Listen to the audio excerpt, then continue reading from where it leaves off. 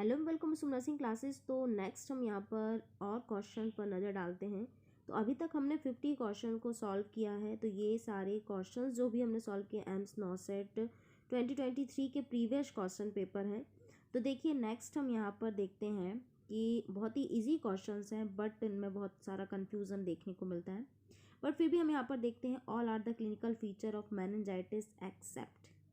तो इनमें से मेनिंजाइटिस के क्लिनिकल फीचर्स सारे हैं बजाय एक को छोड़कर, है ना, सिवाय एक को छोड़कर सारे मेनिंजाइटिस के क्लिनिकल फीचर्स हैं। तो यहाँ पर हमें आंसर देना है। तो देखिए फर्स्ट है यहाँ पर लिखा है, फर्स्ट क्या है यहाँ पर, nuchal rigidity, next poor feeding, high pitch cry and constipation. तो यहाँ पर हमें बताना है इसका राइट आंसर क्या होगा। तो राइट आंसर है, देखिए यहाँ पर लिखा है मेनिंजाइटिस के क्लिनिकल फीचर है सिर्फ एक को छोड़कर। तो इसका राइट आंसर जैसे कि हम देख रहे हैं fourth number constipation, only constipation meningitis का क्लिनिकल फीचर नहीं है। देखिए न्यूकल रिजिडिटी भी देखने को मिलेगी, पुअर फीडिंग भी देखने को मिलेगा, हाई पिच क्राई भी देखने को मिलेगा, बट कॉन्स्टिपेशन का रोल यहाँ पर नहीं है मेनिंजाइटिस पेशेंट के लिए। नेक्स्ट हम देखते हैं, नेक्स्ट क्वेश्चन पर जाते हैं। तो नेक्स्ट यहाँ पर लिखा है what should be immediate action in case of severe bleeding. तो देखिए यहाँ पर अगर बहुत ज़्यादा सीवियर ब्लीडिंग हमें देखने को मिल रही है तो ऐसी कंडीशन में हमें क्या एक्शन लेना है ना। अगर कोई वुंड हो गया है या फिर कोई इंजरी हो गई है, बहुत ज़्यादा सीवियर ब्लीडिंग हो रही है, तो उस कंडीशन में क्या एक्शन लेना होगा। तो फर्स्ट है apply pressure to the wound, self और mediated assistance, put a dressing over the wound, cover it with a pad of the soft material. देखिए यहाँ पर चोट लगी है, सीवियर ब्लीडिंग हो रही है, तो यहाँ पर सेल मीडिएटेड असिस्टेंस का कोई मतलब नहीं है। Put a dressing over the wound, जब तक ब्लीडिंग कम नहीं होगी उसमें ड्रेसिंग करने का भी कोई मतलब नहीं है। Cover it with a pad of soft material, तो भी हमें मटेरियल को सॉफ्ट मटेरियल मतलब पैड भी कवर करने से नहीं होगा, मतलब वुंड को कवर करने से भी कुछ नहीं होगा। तो apply pressure to the wound, तो वुंड में क्या करना है, प्रेशर अप्लाई करना है, देन उसके बाद ही क्या होगी, ब्लीडिंग स्टॉप होगी। तो फर्स्ट जो प्रायोरिटी होगी, इमीडिएट एक्शन की बात कर रहे हैं, इमीडिएट एक्शन में apply pressure to the wound. Next question पर देखते हैं हम यहाँ पर 53, adrenaline dose in anaphylactic shock is. तो जो हम यहाँ पर देख रहे हैं adrenaline dose in anaphylactic shock, तो यहाँ पर डोज क्या होने वाला है एड्रेनालिन का शॉक में, क्या खुराक रहेगी या फिर क्या डोज रहेगा। तो देखिए इसका अगर हमें ml में आ जाता है तो 0.5 ml है, और अगर रेशियो में आ जाता है तो 1:1000 होगा। सेकंड ऑप्शन भी यहाँ पर देखिए कई कन्फ्यूज़न करने वाले हैं, 1:1000 में 0.5 ml है, 1:10,000 में 0.5 ml है, यहाँ पर 1:1000 में 1 ml है। तो हमें यहाँ पर देखना है 0.5 ml। अगर क्वेश्चन यहाँ पर आंसर में जो ऑब्जेक्टिव है 0.5 ml भी दिया जाता है तो ये आपका राइट होगा, रेशियो दिया हो या ना हो। तो adrenaline dose in anaphylactic shock के लिए 0.5 ml या फिर 1:1000 हमें देना होगा। नेक्स्ट क्वेश्चन है, how many movement of hand hygiene have been laid down by WHO। तो यहाँ पर हाथ की स्वच्छता के कितने नियम निर्धारित किए गए हैं। तो ये तो बहुत ही इजी आंसर है। तो यहाँ पर लिखा how many movement of hand hygiene have been led down of WHO ने यहाँ पर हाथ की स्वच्छता के लिए कितने नियम निर्धारित किए गए हैं। तो यहाँ पर लिखा हुआ है 5। अब 5 वो कौन कौन से हैं, अगर आप अभी क्लास देख रहे हैं तो कमेंट करके बताइए कि जो हैंड हाइजीन के जो बोल सकते हैं कि कितने हैंड हाइजीन के मूवमेंट यहाँ पर बताए गए हैं। तो यहाँ पर 5 हैं, देखिए 7 8 6 5, तो इसका जो राइट आंसर है 5 है। तो हैंड हाइजीन के मूवमेंट हैं WHO ने बताए हैं 5 बताए हैं, बट वो 5 कौन कौन से मूवमेंट हैं। तो फर्स्ट हम देखेंगे, देखिए पहला तो होगा इन्फोग्राफिक, जो भी हम देख रहे हैं यहाँ पर 5 मूवमेंट इन्फोग्राफिक हम देखेंगे यहाँ पर। फर्स्टली मूवमेंट फर्स्ट की बात करते हैं, बिफोर टचिंग अ पेशेंट, ठीक है, हैंड हाइजीन का बता रहा है यहाँ पे। Before touching a patient first movement, movement second before a procedure, movement third में आफ्टर अ प्रोसीजर और body fluid exposure risk. Movement fourth after touching a patient और movement five after touching a patient surrounding. तो इन conditions में hands को hygiene रखना है, मतलब हैंड को हाइजीन मेंटेन करके रखना है। तो ये 5 मेन मूवमेंट है, तो इन्हें याद रखना है। Before touching patient, before a procedure, अगर कोई प्रोसीजर कर रहे हैं तब भी हैंड वॉशिंग करना है। After a procedure, after procedure भी हैंड वॉश करना है, हैंड को हाइजीन करना है, क्योंकि जो भी बॉडी फ्लूइड होता है उसका रिस्क होता है। आफ्टर टचिंग अ पेशेंट, अगर पेशेंट को टच कर रहे हैं। Next after touching patient surrounding, अगर हम उसके सराउंडिंग एरिया को भी टच कर रहे हैं तब भी हमें यहाँ पर हैंड हाइजीन। तो ये मूवमेंट है, 5 मूवमेंट मैन है। अगर नहीं पता है तो इसे नोट कर लीजिए। नेक्स्ट से हम यहाँ पर क्वेश्चन नंबर 55 में आते हैं। तो देखिए यहाँ पर नेक्स्ट जो क्वेश्चन की ओर जाते हैं, तो यहाँ पर लिखा है long standing high blood pressure में रिजल्ट इन। तो यहाँ पर बोला गया है लंबे समय तक हाई ब्लड प्रेशर रहने से क्या परिणाम हो सकता है ना। अगर लंबे समय से किसी व्यक्ति का हाई ब्लड प्रेशर है तो क्या रिजल्ट देखने को मिल सकता है। फर्स्ट है कार्डियोमेगाली, सेकंड है cardiac failure, third is heart attack and all of these.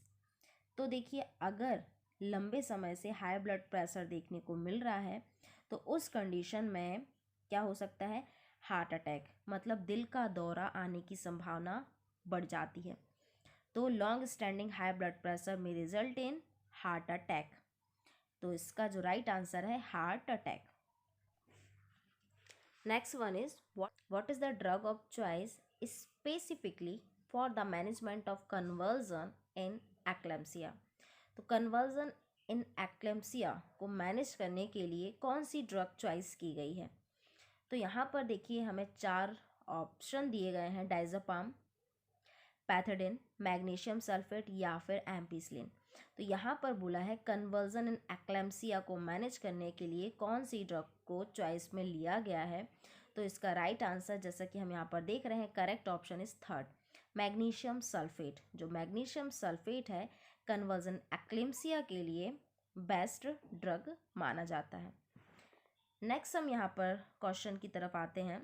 A client with psychotic depression is receiving haloperidol या फिर Haldol, which of the following side effect is associated with haloperidol. तो एक psychotic depressive patient को हाइपो जो पेरिडोल है उसे दिया जा रहा है क्लाइंट को। तो यहाँ पर लिखा है which of the following side effect is associated with haloperidol. तो हैलोपेरिडोल से क्या साइड इफेक्ट देखने को मिल सकते हैं। तो यहाँ पर ऑब्जेक्टिव में दिया गया है एक्स्थीसिया, कैटरैक्ट्स, डायफ्रोसिस एंड पॉलीयूरिया।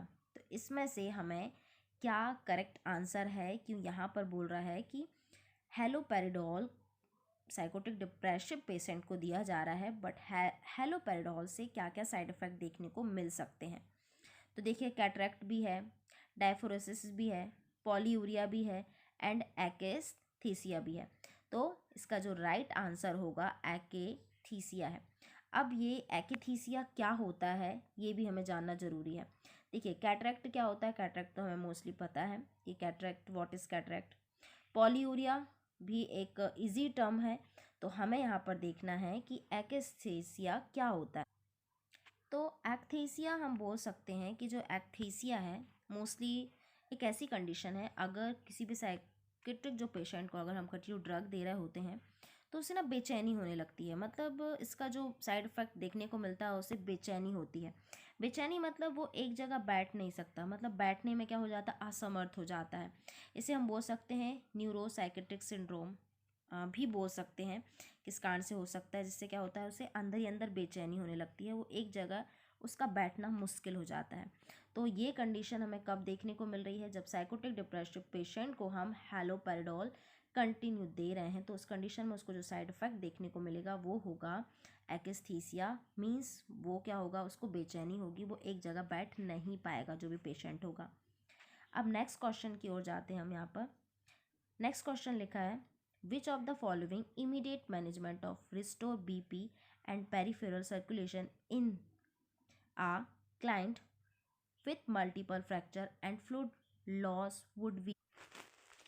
तो यहाँ पर पूछ रहा है कि एक नर्स का काम बताना हमें कि अगर कोई इमीडिएट मैनेजमेंट की ज़रूरत पड़ जाती है, वो भी किस पेशेंट को, मल्टीपल फ्रैक्चर पेशेंट को, मल्टीपल फ्रैक्चर कोई क्लाइंट है उसे ज़रूरत पड़ जाती है इमीडिएट मैनेजमेंट के लिए कि उसमें बीपी को restore, BP and peripheral circulation को क्या करना है, रिस्टोर करना है, मतलब मैनेज करना है।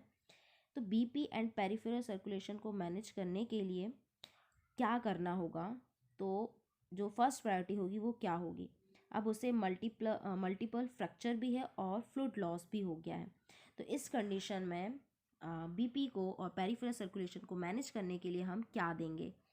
तो देखिए, RL infusion, blood transfusion, NS infusion, dextrose. तो ये भी बहुत ही ईजी आंसर है, हम आरएल ही देंगे, आरएल इन्फ्यूज़न करेंगे क्योंकि उसका देखो मल्टीपल फ्रैक्चर के साथ साथ उसका फ्लूइड लॉस भी हुआ है। तो बीपी और पेरिफेरल सर्कुलेशन को मैनेज करने के लिए इमीडिएट मैनेजमेंट की बात कर रहे हैं, तो इमीडिएट मैनेजमेंट में हम आरएल इन्फ्यूज़न देंगे। तो right answer is RL infusion. तो ये भी बहुत ही इंपॉर्टेंट है। ये इस तरह के आरएल इन्फ्यूज़न हम मतलब किस कंडीशन में हम क्या दे सकते हैं, कौन सा फ्लूइड दे सकते हैं, इस तरह के क्वेश्चन भी पूछे जाते हैं। तो इसका राइट आंसर होगा आरएल इन्फ्यूज़न। नेक्स्ट क्वेश्चन की तरफ जाते हैं। Which of the following hormone is also known as emergency hormone. तो ये इसका आंसर हमें पता होना चाहिए कि जो इमरजेंसी हार्मोन होता है, hormone is also known as emergency hormone, हम किसे कहते हैं इमरजेंसी हार्मोन को, और क्या कह सकते हैं, कॉर्टिसोल, ग्रोथ हार्मोन, प्रोलैक्टिन या फिर एड्रेनलिन। तो एड्रेनलिन जो है इमरजेंसी हार्मोन्स के अंदर आता है, ठीक है, ये बहुत ही इंपॉर्टेंट है। Adrenaline hormone is also known as emergency hormone. तो एड्रेनलिन हार्मोन को हम इमरजेंसी हार्मोन के नाम से भी जानते हैं। कभी अगर एड्रेनलिन नहीं बोल रहा है, इमरजेंसी हार्मोन पूछा है, तो हमें समझ जाना है कि it's adrenaline. Adrenaline is also known as emergency hormone, या फिर इमरजेंसी हार्मोन को हम एड्रेनलिन भी बोल सकते हैं।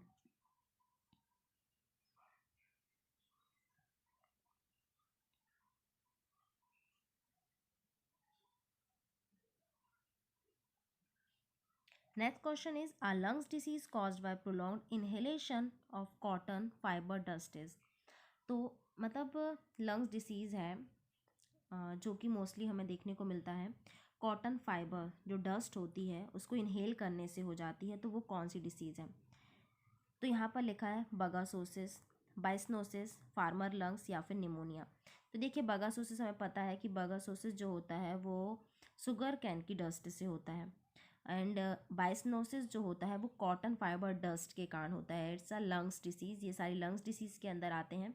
तो जो बगासोसिस जो प्रॉब्लम होती है, हमें याद रखना है कि जो गन्ने का जो डस्ट होती है शुगर कैन डस्ट के कारण होता है। बाइसनोसिस कॉटन फाइबर डस्ट के कारण होता है। फार्मर लंग्स जो कि जो फार्मर से जो गोबर वगैरह होता है या फिर उसकी जो डस्ट होती है घास फूस की, उससे हो सकता है। निमोनिया जो कि नॉर्मल है। तो यहाँ पर जो राइट आंसर होगा कि कॉटन फाइबर डस्ट से होने वाली लंग्स डिसीज़ कौन सी है। तो राइट आंसर इज बाइसिनोसिस। तो राइट आंसर क्वेश्चन जो आंसर नंबर होगा सेकंड, बाइसिनोसिस, इसका होगा राइट आंसर। नेक्स्ट हम क्वेश्चन की बात करते हैं। High measurement of 2-year-old child is done by, ठीक है ना, sorry, height measurement of 2-year-old child is done by. तो हाइट का मेजरमेंट करना है 2-year-old चिल्ड्रंस का, वो हम किससे करेंगे।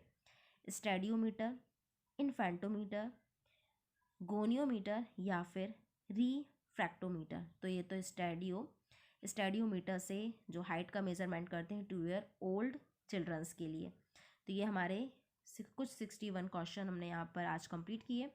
तो बाकी जो क्वेश्चन है हमारे सारे टोटल 80 क्वेश्चंस हैं, तो उन सभी को हम सॉल्व करेंगे नेक्स्ट क्लास में। तो आज के लिए इतना ही। So thank you so much for watching a video.